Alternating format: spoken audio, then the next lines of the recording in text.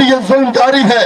उम्मत मुसलमान को सोचना तो चाहिए वो किस बात के लिए लड़ रहे हैं और यहूदी किस बात पे उनको मार रहे हैं। अगर उम्मत मुसलमान अपनी आंखों से पर्दा हटा के देखे, अपने कानों से पर्दे हटा के देखे, तो उसे ये बात जरूर समझ आ जाएगी। अगर आज गजा के मुसलमान कुर्बानियां पेश कर रहे हैं, फलस्तीन के मुसलमान कुर्बानियां पेश करे और कोई मकसद नहीं है, फकत यहूद और नसारा के मुकाबले में इस्लाम की जंग लड़ रहे हैं। करबला में रह जाती घर से नबूद। आज के इज्तिमा में फलस्तीनियों के साथ भी ज़ाहिर यकजहती